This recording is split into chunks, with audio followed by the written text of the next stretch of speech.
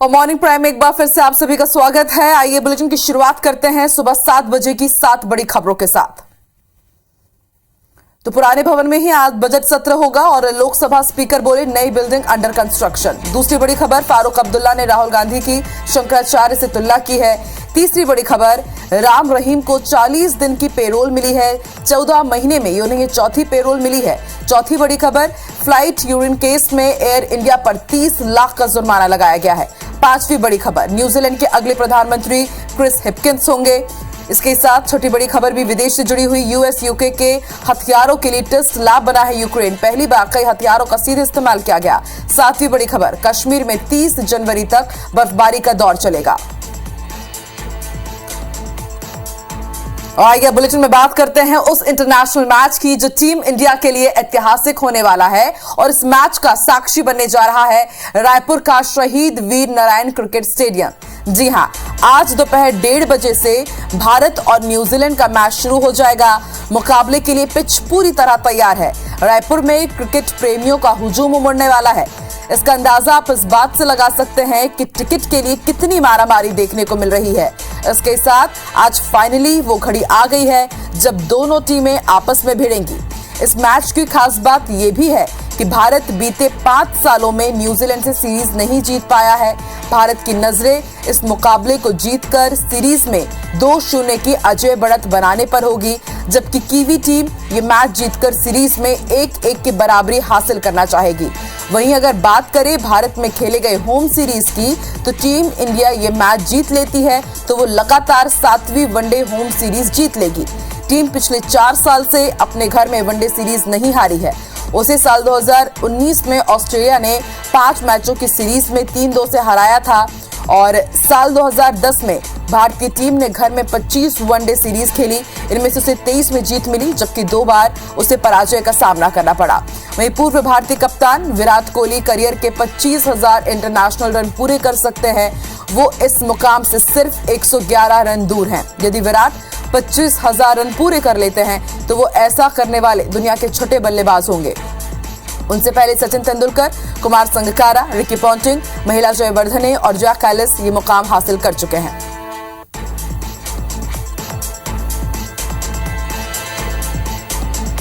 तो मैच क्यों खास रहा, इसकी पूरी जानकारी हम आपको दे रहे हैं। और वनडे में अगर हेड टू हेड बात की जाए भारत और न्यूजीलैंड के बीच, तो कांटे की टक्कर है। न्यूजीलैंड इस वक्त ओडीआई रैंकिंग में नंबर 1 टीम बनी हुई है।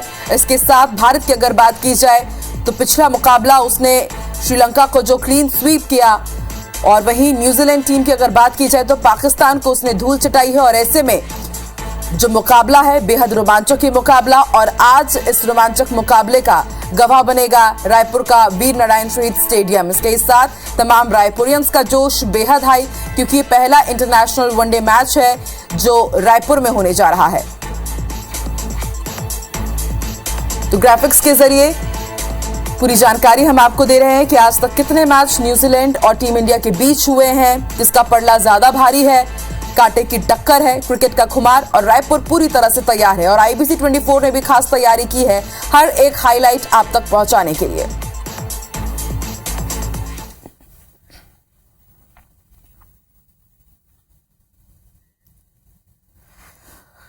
वहीं रायपुर पुलिस ने भारत न्यूजीलैंड के बीच होने वाले क्रिकेट मैच की टिकटों की कालाबाजारी कर रहे 9 आरोपियों को 66 टिकट के साथ गिरफ्तार किया है। आरोपी शनिवार को नवा रायपुर के शहीद वीर नारायण सिंह अंतर्राष्ट्रीय क्रिकेट स्टेडियम में आयोजित होने वाले वनडे मैच की टिकटों की कालाबाजारी कर रहे थे। बता दें कि लगातार मिल रही शिकायतों के बाद एसएसपी ने टिकटों की कालाबाजारी में संलिप्त लोगों को पकड़ने के लिए एक टीम का गठन किया था।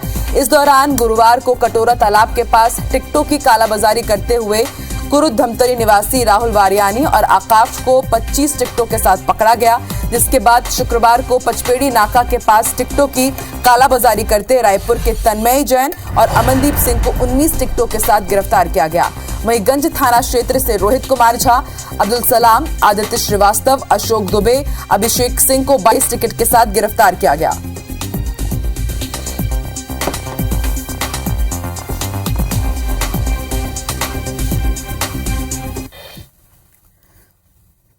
और ज्यादा जानकारी के लिए रुक कर लेते हैं रायपुर का, हमारे सहयोगी राजेश जुड़ चुके हैं। राजेश, आज रायपुरियंस के फैंस इंतजार खत्म होने जा रहा है। क्रिकेट प्रेमी जितने हैं इंतजार कर रहे थे कि आखिर कब वो दिन आएगा जब न्यूजीलैंड और भारत को वो रायपुर की जमीन पर भिड़ता हुआ देखेंगे। आज वो घड़ी आ चुकी है, लेकिन उससे पहले हम देख रहे हैं कि कालाबाजारी भी टिकटों की अपने ऊपर लेवल तक पहुंच चुकी है। पुलिस के सामने कितनी बड़ी चुनौती आज मैच से उससे पहले कालाबाजारी को रोकी जा सके, और कितना उत्साह आप देखते हैं इस मैच को लेकर?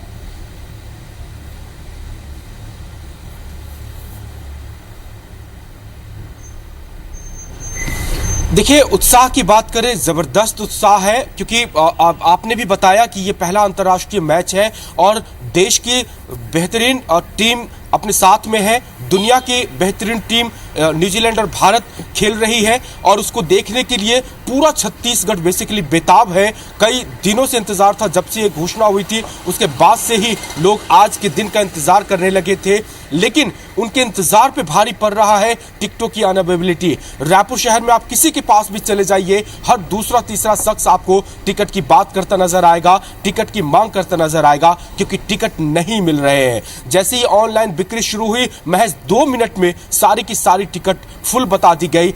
बहुत मायूस है लोग, और उस मायूसी के बीच में अब जो खबरें निकल के आ रही है वो क्रिकेट प्रेमियों को काफी हताश करने वाला है, क्योंकि बहुत बड़े रैकेट ने टिकटों पर कब्जा जमा लिया, उन्होंने टिकट अपने पास रख लिया और अब उसकी कालाबाजारी की जा रही है। कल भी हमारे पास कई सूचनाएं आई थी, कई बड़े बड़े लोग जब टिकट काउंटर के पास चल रहे थे, राज्य स्टेडियम क्रिकेट एकेडमी के पास जा रहे थे, तो वहां पे मैदानों पर ही युवक खुलेआम टिकट की कालाबाजारी कर रहे थे। जैसे ही कोई टिकट के लिए जाता था, लोग पूछते थे आपको टिकट चाहिए, और 500-1000 रुपए की टिकट 3000-4000 रुपए में बेचने का ऑफर दिया जा रहा था। ये बात कल ही राजधानी रायपुर में खूब तैर रही थी, लेकिन एक दिन पहले रायपुर पुलिस सक्रिय हुई और अलग अलग जगहों पे छापे मार करके 9 से ज्यादा टिकट दलालों को पकड़ा है और उसके पास से बहुत सारे टिकट ब्लैक्स में बरामद किए हैं। ये कम से कम बिल्कुल भी रायपुर के क्रिकेट प्रेमियों को बर्दाश्त नहीं, उन्हें बिल्कुल रास नहीं आ रहा, क्योंकि बड़े ऊंचे दामों पे अभी भी वो खरीदने को तैयार है,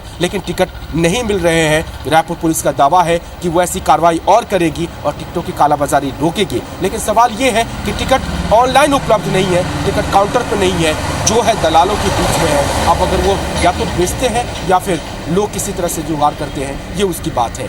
दूसरी बात रही कि जो पूरा रायपुर है क्रिकेट को लेकर के, भले ही नहीं हो, लेकिन जिसके पास है तमाम टिकटें बिक चुकी हैं और खचाखच भरा रहने वाला स्टेडियम है।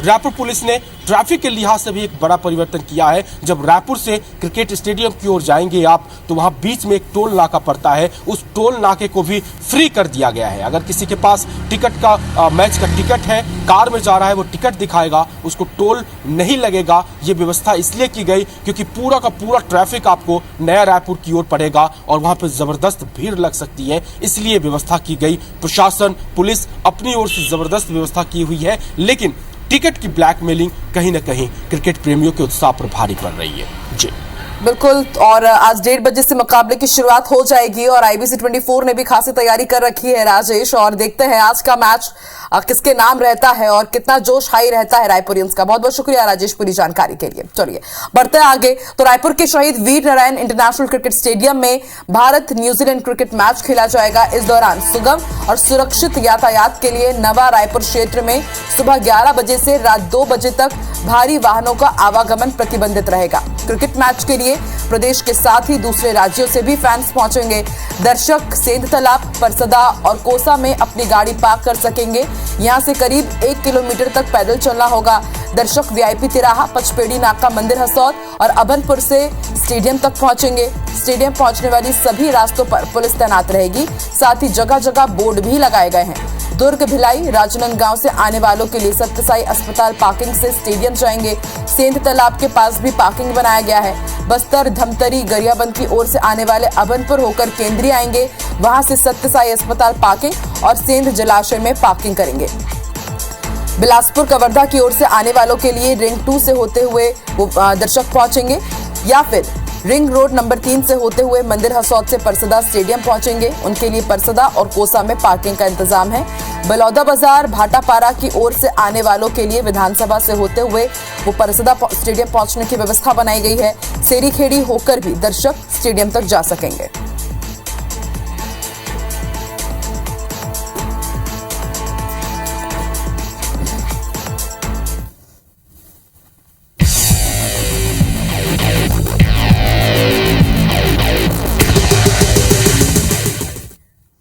तो क्रिकेट का खुमार सर चलकर बोल रहा है और रायपुर पूरी तरह से तैयार है और आईबीसी 24 की टीम भी पूरी तरह से तैयार है। हर एक अपडेट, हर एक हाईलाइट सबसे पहले आईबीसी 24 की टीम आप तक पहुंचाएगी। चलिए बुलेटिन में आगे बढ़ते हैं, बात करते हैं सियासी हलचलों की। बड़ी खबर आपको बता दें, 26 जनवरी से कांग्रेस का हाथ से हाथ जोड़ो अभियान शुरू होने जा रहा है। पीसीसी प्रभारी कुमारी शैलजा रायपुर पहुंच चुकी हैं और आज वो तैयारियों की समीक्षा करेंगी। आज राजीव भवन में कुमारी शैलजा बैठक लेंगी। 2 महीने तक हाथ से हाथ जोड़ो अभियान चलेगा। इसका उद्देश्य यही है कि भारत जोड़ो अभियान का जो संदेश था वो जन जन तक पहुंचाया जा सके। भूपेश बघेल सरकार की जितनी भी योजनाएं हैं वो आम जन तक पहुंचाई जा सके और जमीनी नब्ज टटोली जा सके। ये कुछ उद्देश्य हाथ से हाथ जोड़ो अभियान की, जिसका आगाज 26 जनवरी से होने जा रहा है। कुमारी शैलजा, छत्तीसगढ़ कांग्रेस प्रदेश प्रभारी, कल ही रायपुर पहुंची हैं और आज समीक्षा बैठक करेंगी।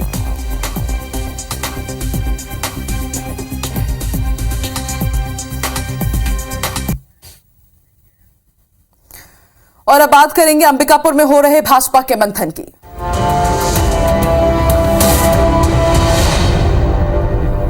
तो सरगुजा में बीजेपी का मंथन चल रहा है। बीजेपी नेताओं की बैठक का आज दूसरा दिन है। बीजेपी कार्य समिति की बैठक में आज रणनीति बनेगी। आदिवासियों की साधने की तैयारी में है छत्तीसगढ़ बीजेपी और आज जनजातीय अधिकार सम्मेलन का आयोजन किया जाएगा। केंद्रीय मंत्री फग्गन सिंह कुलस्ते आज इसमें शामिल होंगे। बड़े आदिवासी नेता, बड़े आदिवासी मंत्री और आज इसमें वो शिरकत करेंगे।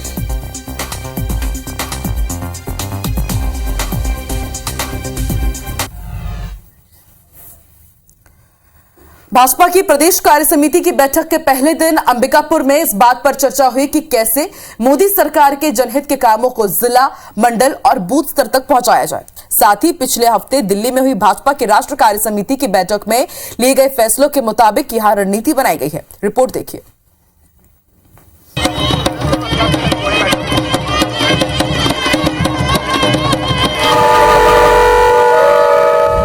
अंबिकापुर में हो रही 2 दिनी प्रदेश कार्य समिति की बैठक के लिए बीजेपी के दिग्गज नेताओं का ये जमावड़ा। इस साल के आखिर में होने वाले छत्तीसगढ़ के विधानसभा चुनाव और अगले साल होने वाले लोकसभा चुनाव से पहले की सियासी कसरत है। पहले दिन की इस बैठक में ये तय हुआ कि बीजेपी नरेंद्र मोदी सरकार की उपलब्धियों और छत्तीसगढ़ में बीजेपी के 15 साल के कामकाज को लेकर मैदान में उतरेगी। योजनाओं को लेकर नीचे स्तर पर किस तरह से जाना, इसकी योजना रचना पर चर्चा हुई है और चुनाव की तैयारी की दृष्टि से योजना बनाकर काम करने का निर्णय हमने किया है। बैठक में 2 राजनीतिक प्रस्ताव रखे गए, जिसमें पहला गुजरात चुनाव में अभूतपूर्व विजय के लिए पीएम नरेंद्र मोदी का अभिनंदन था, तो दूसरा प्रदेश ने 100 मीट्रिक टन से ज्यादा धान खरीदने के लिए भी कार्य समिति ने पीएम मोदी का अभिनंदन किया। बैठक में G20 की अध्यक्षता और उसकी एक बैठक छत्तीसगढ़ में होने का अवसर देने के लिए बीजेपी ने राष्ट्रीय नेतृत्व के प्रति आभार जताया। देश की कार्य समिति अलग अलग जिलों में है, जिला की बैठक अलग अलग मंडल में हो, मंडल की बैठक अलग अलग गांव में है। ये राष्ट्रीय स्तर पर ही हमने तय किया। इसका चुनाव से कोई संबंध नहीं है और हमेशा इसी होगा। राष्ट्रीय नेतृत्व के निर्देश पर बीजेपी ने मिशन 2023-24 के तहत अब प्रदेश के सभी गांव और शहरों में बूथ स्तर तक पार्टी की बैठक करने और प्रदेश सरकार के खिलाफ धरना प्रदर्शन करने की रणनीति तैयार की है। बैठक में नेता प्रतिपक्ष नारायण चंदेल की अनुपस्थिति भी चर्चा का विषय रही, लेकिन पार्टी के नेता इस बारे में बोलने से बचते रहे। 2003 में यहीं से आगाज हुई थी और हमने 8 में से 7 विधानसभा क्षेत्र जीता था। अभी इसकी हम लोगों ने शुरुआत कर दी है और पूरे जोश के साथ, पूरी ताकत के साथ हम आने वाले चुनाव को लड़ेंगे। और हमारी केंद्र सरकार की उपलब्धि है, भूपेश बघेल सरकार की जो निष्क्रियता है और जो निकम्मापन है, जो उनकी असफलताएं हैं, उस पर चर्चा हुई है। और निश्चित रूप से वर्ष 2023 से इस वर्ष चुनाव भी होने, विधानसभा के चुनाव होने हैं। इन मुद्दों पर आज बृहद रूप से चर्चा हुई है। बीजेपी की प्रदेश कार्य समिति की बैठक को लेकर कैबिनेट मंत्री ताम्रध्वज साहू ने कहा कि 4 साल में जनता के विषय में होश नहीं आया और अब जब चुनाव सामने है तो अलग अलग जगह बैठक कर रहे हैं। अच्छी बात है, 4 साल तक उनको कोई होश रहा नहीं छत्तीसगढ़ की जनता के विषय में और अब चुनाव सामने है तो अलग अलग जगह मीटिंग बैठकें कर रहे हैं। उनके मंत्री लोग आ रहे हैं, उनके एक से नहीं जमता तो फिर 2-4 महीने में दूसरा प्रभारी बदल जाता है। प्रदेश की कार्य समिति की बैठक के साथ ही बीजेपी ने चुनावी शंखनाद कर दिया है, लेकिन बैठकों से सूबे की सियासत में कितना बदलाव होगा ये तो वक्त ही बताएगा। अभिषेक सोनी, IBC 24, अंबिकापुर।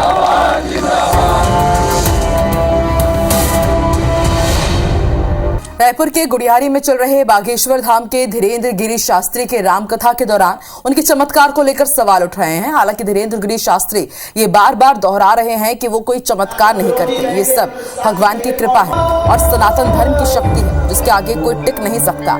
इस मामले में अब उन्हें चैलेंज देने का दौर शुरू हो गया है।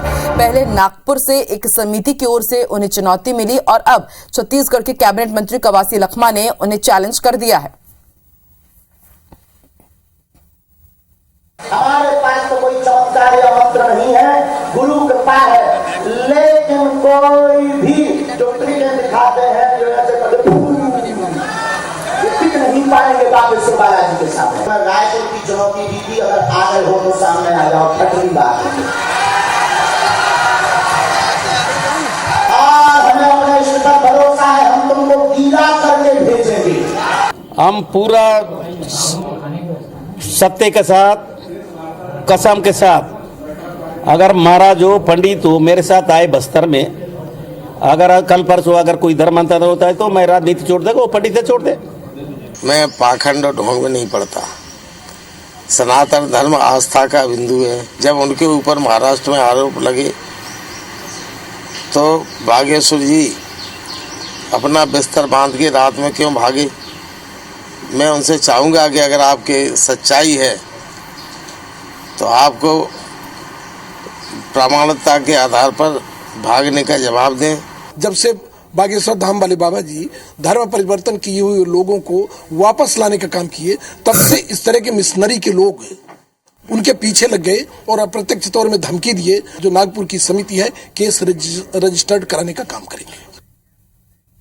और इसी के साथ मॉर्निंग प्राइम 7 की बड़ी बात में फिलहाल इतना ही। आगे देखिए छत्तीसगढ़ी भाषा का नंबर 1 बुलेटिन हमर बानी हमर गोट श्रवण तंबोली के साथ। मुझे दीजिए इजाजत, नमस्कार।